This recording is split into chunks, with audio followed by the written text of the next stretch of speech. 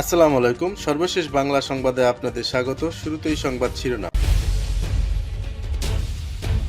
শেখ হাসিনাকে গ্রেপ্তার করা হোক, ইন্টারপোলকে রেড অ্যালার্ট জারির অনুরোধ বাংলাদেশের।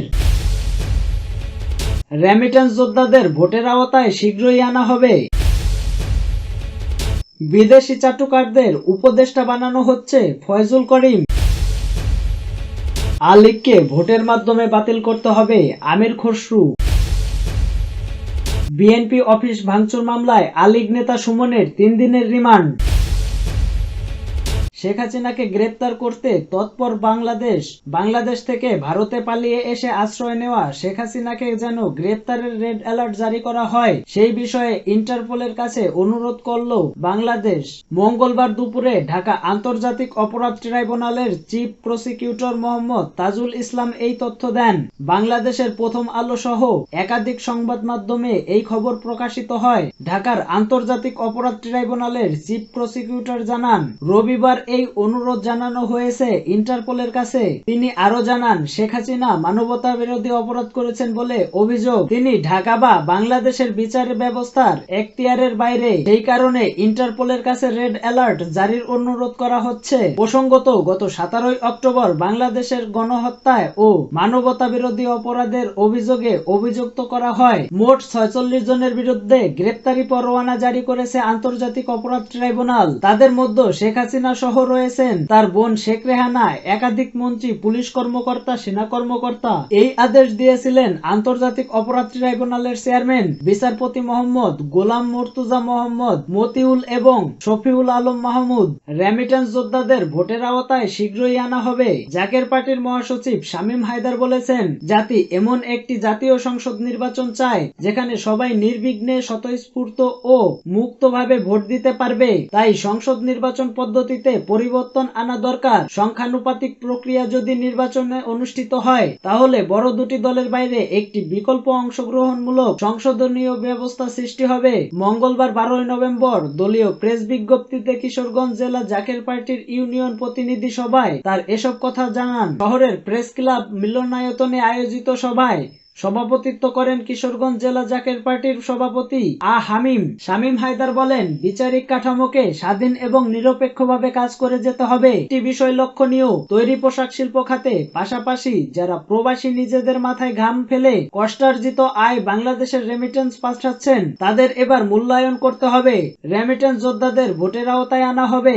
ই ভোটিং প্রত্যাবর্তন করার কথা জানিয়ে তিনি বলেন, অবাধ, সুষ্ঠু, নিরপেক্ষ ও অংশগ্রহণমূলক নির্বাচন করতে হলে ই ভোটিং এর সাথে ব্লকচেইন টেকনোলজি প্রয়োগ করতে হবে। সবাই অন্যদের মধ্যে বক্তব্য রাখেন অতিরিক্ত মহাসচিব মাহবুবুর রহমান হায়দার, শ্রমিক ফ্রন্টের কেন্দ্রীয় সাধারণ সম্পাদক নজরুল ইসলাম।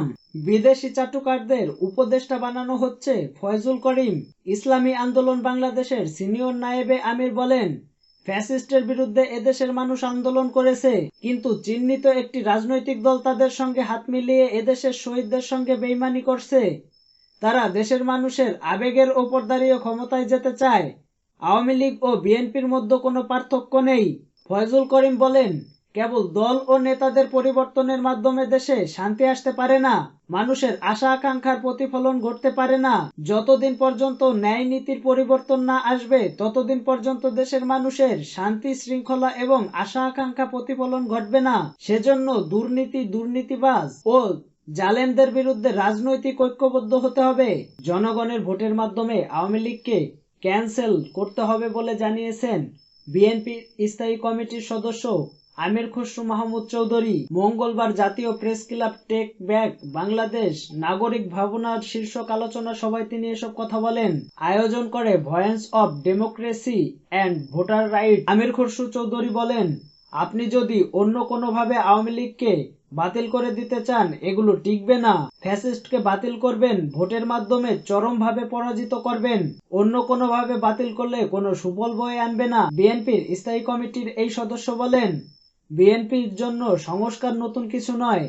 খালেদা জিয়া 2016 সালে ভীষণ 2030 সংস্কার প্রস্তাব দিয়েছিল। তারেক রহমানও যুগপৎ আন্দোলনে থাকা সব দলের মতামতের ভিত্তিতে 31 দফা সংস্কার প্রস্তাব দিয়েছেন। শুধু সবাইকে নিয়ে নয়, বাস্তবায়নের জন্য ফ্যাসিস্টদের বিরুদ্ধে থাকা সব দলের প্রতিনিধিদের নিয়ে একটা জাতীয় সরকার গঠন করা হবে। তিনি বলেন, জাতীয় ঐক্যমত্যের ভিত্তিতে সংস্কার বাস্তবায়ন করা হবে। জনগণের আস্থা নিয়ে সংস্কার করতে হবে। সেটি একমাত্র সম্ভব নির্বাচিত সরকারের মাধ্যমে। অনির্বাচিত কোনো সরকার তাদের নিজস্ব চিন্তাভাবনা ও দর্শনের যেভাবে সংস্কার করার সুযোগ নেই। যে সমস্ত সংস্কার ঐক্যমতে আছে সেগুলো বাস্তবায়নে আমাদের কোনো আপত্তি নেই।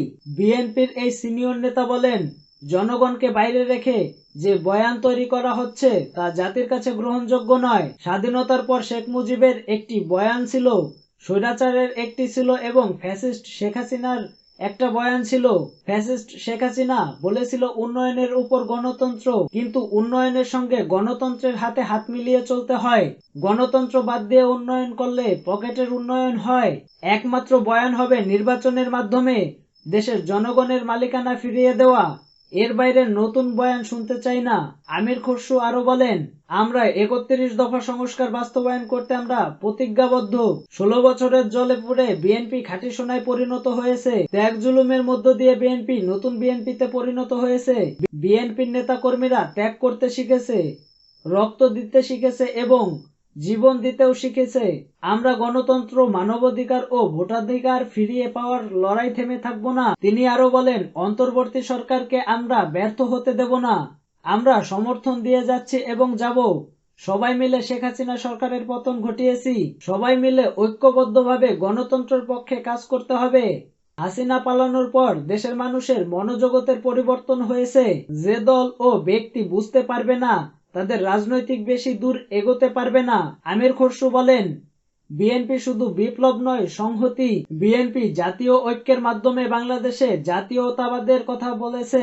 বিএনপি জাতীয় ঐক্যের মাধ্যমে বাংলাদেশে জাতীয়তাবাদের কথা বলছে।